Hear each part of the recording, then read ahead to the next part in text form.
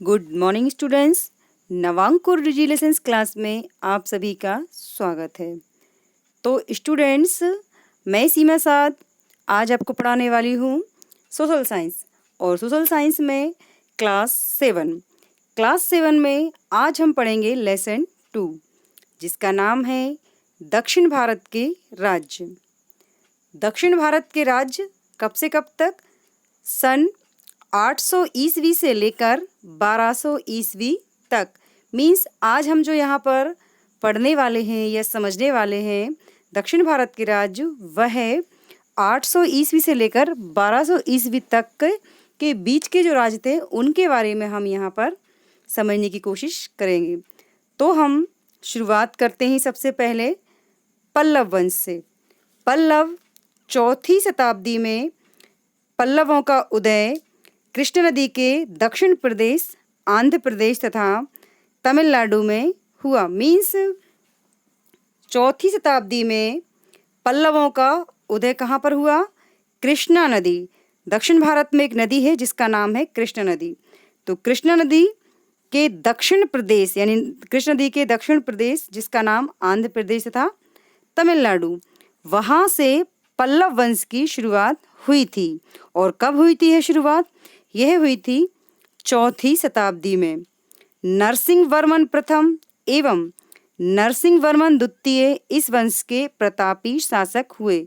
यानी कि जो दो नाम मैंने यहाँ पर आपको बताए हैं, पहला नरसिंह वर्मन प्रथम और दूसरा नरसिंह वर्मन द्वितीय, यह दोनों राजा ही इस वंश के बहुत ही प्रतापी शासक या राजा हुए। नरसिंह वर्मन प्रथम ने चालुक्य राजा पुलकेशिन द्वितीय को युद्ध में पराजित कर वातापी कोण मीन्स वातापी को जीतने वाले की उपाधि धारण की तथा कांचीपुरम को अपनी राजधानी बनाया। मीन्स नरसिंह वर्मन प्रथम, जो कि पल्लव वंश का पहला राजा था, उसने चालुक्य राजा, कौन से? चालुक्य वंश का जो राजा था जिसका नाम पुलकेशिन द्वितीय को युद्ध में पराजित कर मीन्स युद्ध में हराकर वातापी कोण की उपाधि धारण की थी, जिसका मतलब होता है वातापी को जीतने वाला। और नरसिंह वर्मन प्रथम ने ही कांचीपुरम, जो कि दक्षिण भारत का एक शहर है, उसे अपनी राजधानी बनाया। तो यहाँ पर हमने पल्लव वंश को जानने की कोशिश की कि पल्लव वंश का उदय कैसे हुआ और कौन कौन से राजा इस वंश के प्रसिद्ध राजा हुए। तो अब आगे बढ़ते हैं और राष्ट्रकूट वंश को समझने की यहाँ पर कोशिश करते हैं। राष्ट्रकूट दक्षिण भारत का यह भी एक बहुत ही प्रसिद्ध वंश है। राष्ट्रकूट वंश चालुक्य राजा कीर्तिवर्मन के सामंत दंती दुर्ग ने राष्ट्रकूट वंश की नींव डाली थी। मीन्स ये जो राष्ट्रकूट वंश है, तो इसकी शुरुआत कहाँ से हुई? तो इसकी शुरुआत चालुक्य राजा थे कीर्तिवर्मन, उनके जो सामंत थे, उनके सामंत जिसका नाम था दंती दुर्ग, उसने राष्ट्रकूट वंश की नींव रखी थी। राष्ट्रकूट दक्षिण भारत में अपनी शक्ति तथा साम्राज्य विस्तार के लिए जाने जाते हैं। मीन्स राष्ट्रकूट जो वंश है दक्षिण भारत का, वह अपनी शक्ति और साम्राज्य विस्तार के लिए जाने जाते हैं। मतलब अपनी वीरता और साम्राज्य विस्तार के लिए इन्हें याद किया जाता है। और कृष्ण प्रथम, गोविंद द्वितीय, राजा ध्रुव, धारावर्ष, गोविंद तृतीय, अमोघ वर्ष व कृष्ण द्वितीय इस वंश के प्रमुख शासक हुए।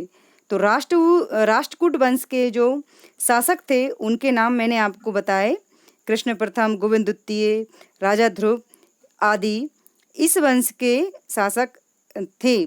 और इनकी राजधानी मान्यखेट थी। यानी राष्ट्रकूट वंश की जो राजधानी थी वह थी मान्यखेट। मान्यखेट एक जगह का नाम है। कन्नौज तथा उत्तर भारत पर अधिकार करने के लिए राष्ट्रकूटों को गुर्जर प्रतिहार व पाल वंश से सतत संघर्ष करना पड़ा। कन्नौज, कन्नौज उत्तर प्रदेश राज्य का एक शहर है। तो कन्नौज तथा उत्तर भारत पर अधिकार करने के लिए, मीन्स ये जो कन्नौज शहर है उत्तर प्रदेश का, इस पर और इसके अलावा उत्तर भारत पर अपना राज्य स्थापित करने के लिए या अधिकार करने के लिए राष्ट्रकूट शासकों को गुर्जर प्रतिहार और पाल वंश से लगातार संघर्ष करना पड़ा, जिससे इनकी शक्ति कमजोर हो गई। मीन्स लगातार संघर्ष करते रहने से राष्ट्रकूट वंश की शक्ति कमजोर हो गई और सन 973 ईस्वी में चालुक्य शासक तैलप द्वितीय ने अंतिम राष्ट्रकूट शासक कर्क द्वितीय को परास्त कर, मीन्स हराकर, राष्ट्रकूटों की शक्ति का दमन किया और उनके राज्यों पर अपना अधिकार कर लिया। मीन्स ये जो राष्ट्रकूट वंश के शासक थे जो कि लगातार संघर्ष कर रहे थे, जिससे इनकी शक्ति कमजोर होती चली गई और सन 973 में चालुक्य जो राजा था जिसका नाम था तैलप द्वितीय, उसने अंतिम राष्ट्रकूट वंश का जो शासक था जिसका नाम था कर्क द्वितीय, यानी तैलप द्वितीय ने अंतिम राष्ट्रकूट शासक कर्क द्वितीय को युद्ध में हराकर राष्ट्रकूटों की शक्ति का दमन कर दिया, मतलब उसे खत्म कर दिया और उनके राज्यों पर अपना अधिकार कर लिया। मतलब इस तरह अगर हम कहें तो गलत नहीं होगा, इस तरह राष्ट्रकूट वंश का यहाँ पर समापन हो गया।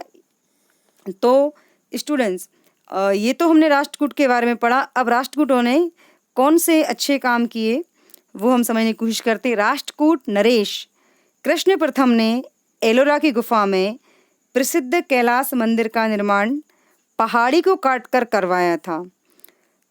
मीन्स राष्ट्रकूट नरेश, नरेश मीन्स होता है राजा, तो राष्ट्रकूट जो राजा था कृष्ण प्रथम, उसने एलोरा की गुफा में, एलोरा की गुफा काफ़ी फेमस है, तो एलोरा की गुफा में प्रसिद्ध कैलाश मंदिर का निर्माण करवाया, यानी कैलाश मंदिर को बनवाया। और वह मंदिर कैसे बनाया गया? उस मंदिर को पहाड़ी को काटकर बनाया गया था, इसलिए भी वह काफ़ी स्पेशल है और यह मंदिर स्थापत्य की दृष्टि से बहुत ही अद्वितीय माना जाता है। तो इस तरह राष्ट्रकूट वंश के कृष्ण प्रथम ने कैलाश मंदिर का निर्माण करवाया।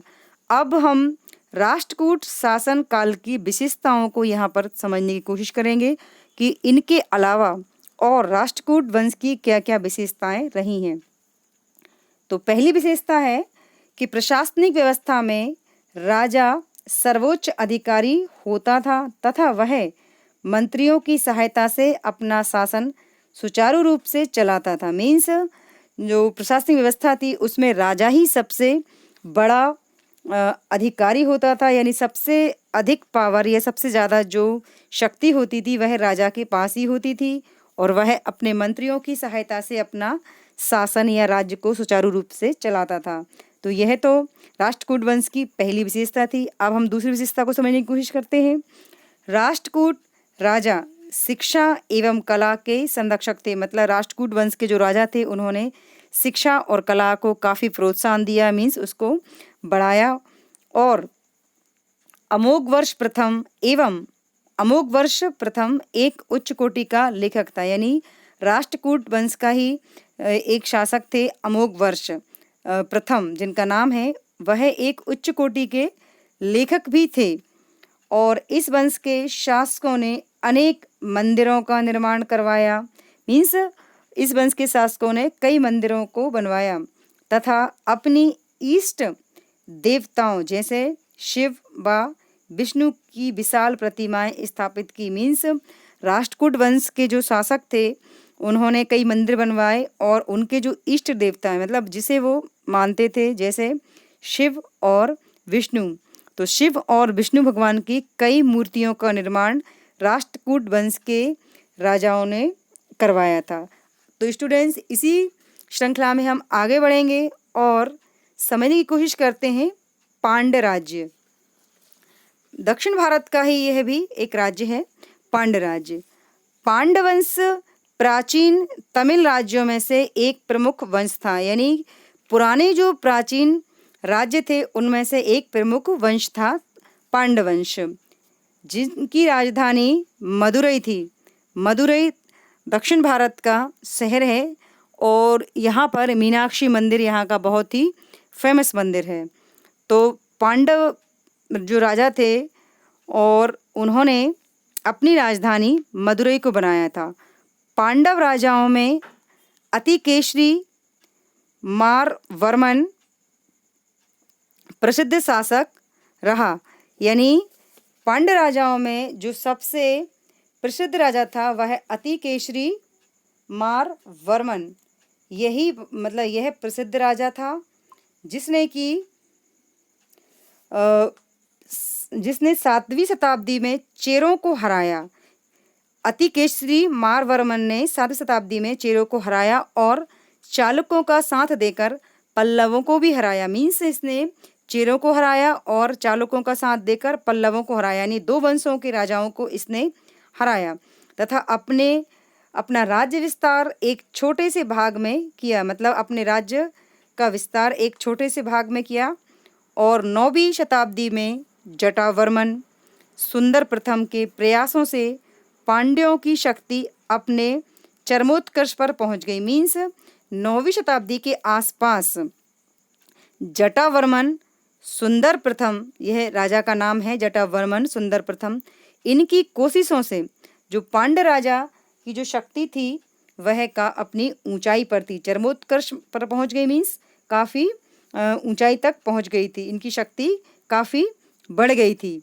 उसने चेर, चोल, काकतीय, होयसल आदि शासकों को हराया और कांची पर भी अधिकार कर लिया। मतलब ये जो राजा थे जटावर्मन सुंदर प्रथम, इन्होंने चेर, चोल, काकतीय, होयसल आदि शासकों को भी युद्ध में हराया और कांची पर अधिकार कर लिया।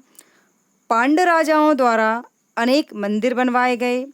जैसे कि राष्ट्रकूट वंश के शासकों ने मंदिरों का निर्माण करवाया था, वैसे ही पांड्य राजाओं ने भी कई मंदिरों का निर्माण करवाया, जिनमें श्रीरंगम व चिदम्बरम के मंदिर प्रसिद्ध हैं। मतलब इनके इस राज्य के मंदिर कौन कौन से हैं? श्रीरंगम व चिदम्बरम, इन भगवानों के मंदिर काफ़ी प्रसिद्ध हैं। 13वीं शताब्दी के अंत में यह राज्य समाप्त हो गया। मीन्स यह 7वीं शताब्दी से शुरू होकर 13वीं शताब्दी तक इस राज्य का समापन हो गया। तो स्टूडेंट्स, आज हमने इस वीडियो में पल्लव वंश, राष्ट्रकूट वंश और पांड्य वंश को समझने की कोशिश की थी। Thanks for watching.